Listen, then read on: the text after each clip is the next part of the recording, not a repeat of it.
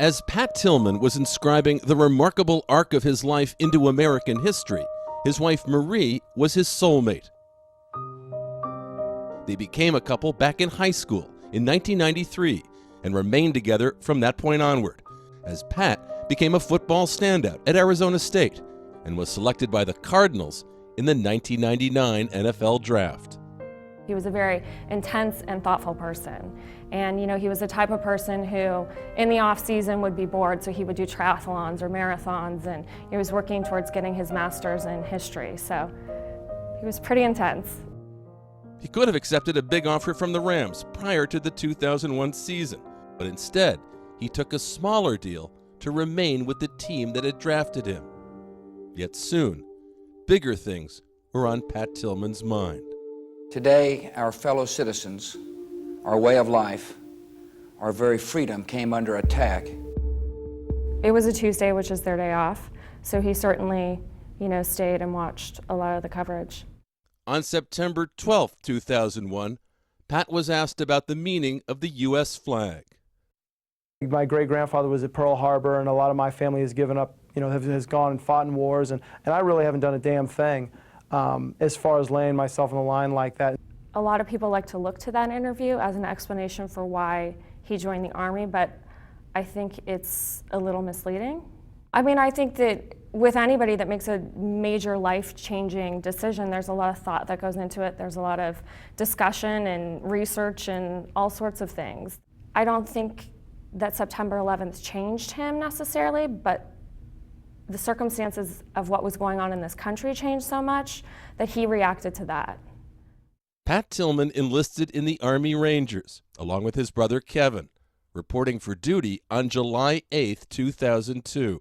Privately, he would be deeply anguished at leaving behind Marie, whom he had married that spring. He wrote in his journal, "I'm sure she still hates me for everything." He was worried that you hated him. Yeah, I don't know about that.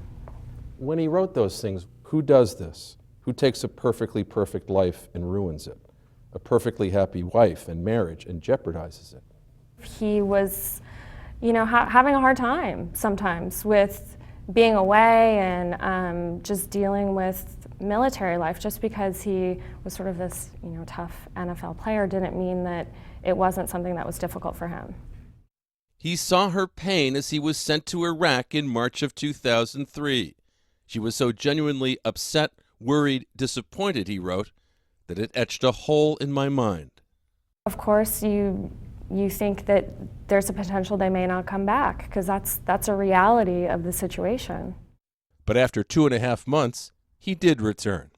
Then, in early April 2004, Pat and Kevin were redeployed to Afghanistan. It was there, in the early evening of April 22, 2004, Pat Tillman was killed in action. He was 27 years old. How did you find out what had happened to your husband? I was told, I assume, in sort of standard military procedure. After I was told, I was, the one who needed to sort of make sure that everybody found out. So there was a lot of phone calls and getting information to everyone and just making sure that everybody knew what had happened before it hit the news. The beginning is a bit of a blur. There was a lot going on, and I think that it was still very much in shock. Pat's best service to his country was to remind us all what courage really looks like. What do you remember about the memorial service? Honestly, not much. Yeah, bagpipes. That's it.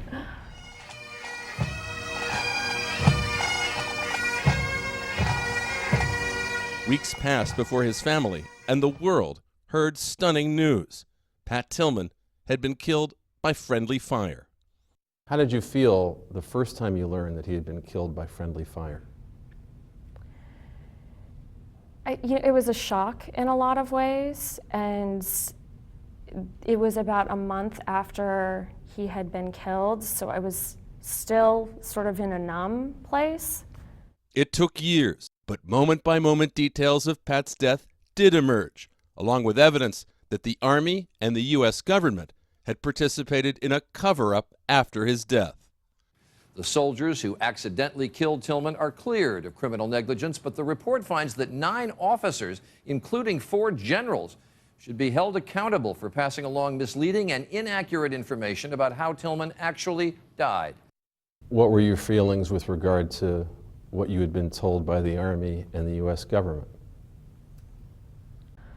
You know, I think that in general, it's always best to be honest. And so honestly, what were your feelings about the Army and the U.S. government and the things that they initially told you? I mean, I was angry, definitely, that, you know, the truth wasn't told to us, and that it took so many years and such a long process to even get the bits of information that we did get.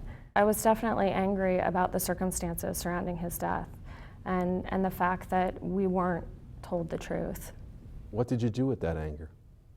For me, in dealing with his death and sort of my grief process, I have channeled it into the foundation, and I am really focused on our military veterans and their families and working on that. Since late 2004, the Pat Tillman Foundation has offered scholarships to foster a spirit of public service and leadership in action. This year, the foundation is providing $642,000 to 52 military scholars, men and women like Major Kirby Bowling from the Air Force Reserve. I would like to teach at a university and conduct research on veterans and the military. The Tillman Foundation's support is helping Major Bowling pursue his PhD at the University of Maryland, while he looks after his 2 kids, 11-year-old Rachel and 7-year-old Luke. But it turns out the armed services had its own plans for him. In the middle of the semester, I was informed that I was going to be involuntarily mobilized for my 3rd deployment. My first to Afghanistan, but my 3rd overall. For us as an organization, we now are focused on supporting his family while he's gone, and, you know, making sure that he knows that when he comes back, we're still here for him. Is that the money that is awarded and the education that is received will help further their lifelong commitment to service. Marie Tillman is looking forward to continuing the Foundation's work, eager to ensure that the values of selflessness and service will endure and flourish through the efforts of these Tillman military scholars. This spirit of service and of giving back and is something, it's a way that Pat lived his life. So it's in that way they're helping to further his legacy.